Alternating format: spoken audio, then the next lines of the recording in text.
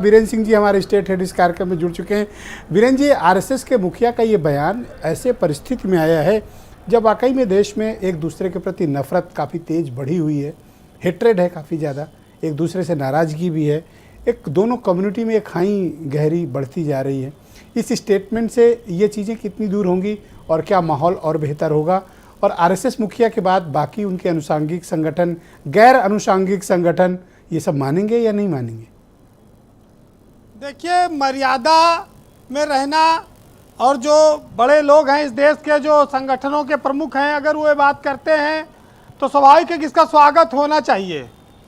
इस देश में या दुनिया के किसी भी देश में हर वक्त ऐसे आचरण की और ऐसे लोगों की ज़रूरत होती है जो समय समय पर आने वाली पीढ़ियों को मर्यादा की और नैतिक शिक्षा की जिम्मेदारी का एहसास कराते रहें। इसमें कोई बुराई नहीं है और इस देश की बड़ी ये ज़रूरत है, लेकिन सत्ता की खातिर मर्यादा न लांघें। आरएसएस के मुखिया का, प्रमुख का ये बयान, इसको मानने वाले कितने लोग हैं ये बड़ा महत्व रखता है।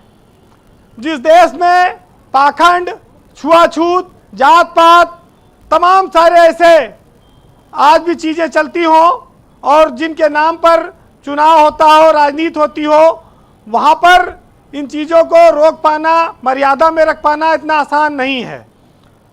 देखिए, एक बात कुछ साफ झलकती है कि बीजेपी को शायद अब धीरे धीरे मुस्लिम वोटों की ज़रूरत सता रही है। वो चाहती है कि कुछ मुसलमान उनको वोट करें, इसलिए भी बहुत सारे भाईचारे और मिलन मेल मिलाप की बातें होने लगी हैं। बीजेपी ने पसमानदा सम्मेलन भी शुरू किया और उत्तर प्रदेश की विधान परिषद में 4 लोगों को एमएलसी बनाकर मुस्लिम समाज से वो भेज चुकी है। जिन पर हिंदू की पार्टी होने का ठप्पा है, जिन पर बहुत पुराने नेता दरी और बोरा बिछा रहे हैं, वहाँ पर मुस्लिम समाज के लोगों को उच्च सदन में 4 सीट बीजेपी ने दी है। तो एक खिड़की वो खोले रखना चाहती है जिससे कि कुछ हवाएं आती रहें दूसरे भी धर्म और वहाँ के लोगों की। ब्रजेश जी, ये साफ है कि आक्रमणकारी चाहे मुगल रहे हो या अंग्रेज, वो हमारे आदर्श नहीं हो सकते। भारतीय संस्कृति, हिंदुत्व, सनातन धर्म, जैसा हमारे पूर्वजों ने, शास्त्रों ने लिखा है, ये हमेशा पथ प्रदर्शक रहे हैं, नेतृत्व करते रहे इस देश का। इनके बहुत पहले से भी कई हजारों साल की परंपरा है। अगर वो संस्कृति मजबूत होती है तो किसी को कोई एतराज नहीं है, उसको होना भी चाहिए, लेकिन खाली उस संस्कृति के नाम पर सत्ता हथियाई जाए ये भी जायज़ नहीं है। जिस देश में तिकड़म करके आधी रात में सरकार गिरा के विधायकों की खरीद फरोख्त करके सरकारें बनाई जाएं, ये भी मर्यादाओं का उल्लंघन है।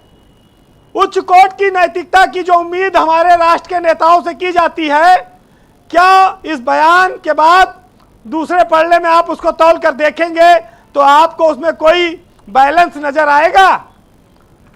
बड़ी छोटी सी बात है कि सियासत में मर्यादा और नैतिकता ये सब किताबी शब्द बनकर रह गए हैं। इनका दैनिक जीवन में न कोई नेता उपयोग करता है, न कोई पार्टी उपयोग करती है और इस्तेमाल करती है जी। सब अपना काम बनता के हिसाब से चलने वाले लोग हैं और विरोधियों को दुश्मन की तरह जब राजनीति में ट्रीट किया जाएगा तब ना नैतिकता बचेगी, ना मर्यादा बचेगी और आचार विचार व्यवहार तो बहुत दूर की चीज है। इस बयान से कुछ बदलेगा या नहीं बदलेगा? देखिए, बड़े नेताओं की अपील असर करती है, इसमें कोई शक नहीं कि संघ प्रमुख ने जो कहा है वो एक उच्च कोटि का बयान है और इस देश में जो आदर्शवादी लोग हैं, जो शांति को चाहते हैं, जो भाईचारा चाहते हैं, प्रेम मोहब्बत वाले लोग हैं, उनको ये बात पसंद आनी चाहिए जी। लेकिन आप देखो कि अंग्रेजों की नीति थी कि फूट डालो राज करो। अंग्रेज चले गए, वो नीति वो यहीं छोड़ गए नेताओं के लिए, सबके काम आएगी ना। वो जात के नाम पे फूट डालते हैं, अब वो वोट लेने के लिए सारा हथकंडा अपनाते हैं। समस्या तो इसी बात की है कि जिस नीति का खत्म हो जाना चाहिए था उसका भरपूर इस्तेमाल हो रहा है और भारत जैसे विभिन्न धर्मी देश में, जहां विभिन्न धर्मों के लोग हैं, जहां सबको समान रूप से अधिकार देता है संविधान जी। वहां पर न धार्मिक आधार पर भेदभाव मान्य है, न जातिगत। हम लोग तो ये मानते हैं कि न अली, न बजरंगबली, न शमशान, न कब्रिस्तान, न हिंदू, न मुसलमान, जब सब एक हैं तो उनको एक ही नजरिए से आपको देखना और रखना पड़ेगा। चलेगा देश संविधान से।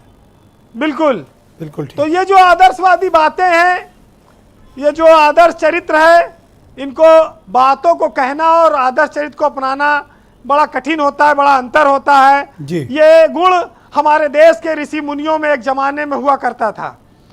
नई पीढ़ी में वो बहुत लुप्त होता जा रहा है।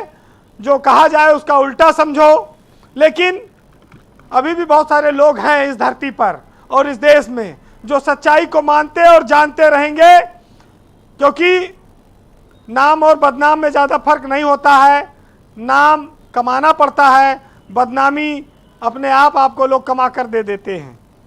तो हम लोग बस इतना मानते हैं कि हमारे देश में दोस्ती और भाईचारे का माहौल बना रहे, हर आदमी की यही कोशिश है। तो सुनिएगा जी। कि हुकूमत वो ही करता है जो दिलों पर राज करता है, वरना कहने को तो मुर्गे के सर पर भी ताज होता है।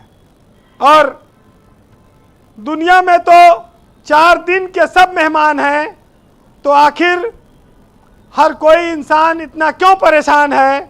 और मिट्टी से बने हैं, मिट्टी में मिल जाना है, तो फिर किस बात का घमंड है, किस बात का अभिमान है? बहुत शुक्रिया आपका वीरेंद्र जी, बिल्कुल ठीक बात आपने कही, बहुत बहुत धन्यवाद। अब यही बातें अगर लोग समझ लें तो ये झगड़े, लड़ाई और ये सब वैमनस्यता ये खत्म हो जाएगी। संजय सिंह, भारतीय जनता पार्टी।